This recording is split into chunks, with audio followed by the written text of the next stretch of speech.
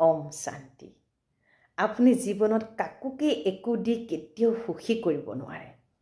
আপুনি জীৱনত কাকোকে একো সুবিধা আনি দি সন্তুষ্ট কৰিব নোৱাৰে। আপুনি জীৱনত আৰু ভাল বনাই খুৱাই থাকক, আপুনি কাকো সন্তুষ্ট কৰিব নোৱাৰে। কিন্তু একো দিবলৈ প্ৰয়োজনে নাই যদি আপুনি সদায় ৰাতিপুৱা সেই ব্যক্তিক কেৱল এটা আশীৰ্বাদ দিয়ে। দেই, আপোনাৰ আশীৰ্বাদে সেই ব্যক্তিক সন্তুষ্ট কৰিব পাৰিব।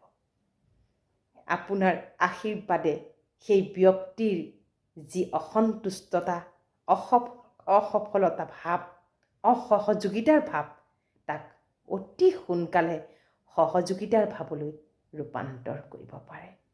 আশীৰ্বাদৰে আপুনি মানুহক সন্তুষ্ট কৰিব পাৰে, কাৰণ আশীৰ্বাদৰ সমান এই পৃথিৱীত আৰু শক্তিশালী পাৱাৰফুল একো বস্তুৱেই হ'ব নোৱাৰে।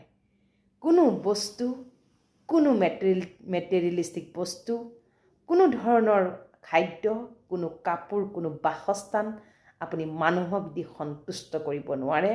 তাৰ বিনিময়ত আপুনি কেৱল আশীৰ্বাদ দিয়ক, ভাল শব্দ দিয়ক, আশীৰ্বাদ দিয়ক আৰু আশীৰ্বাদ লওক।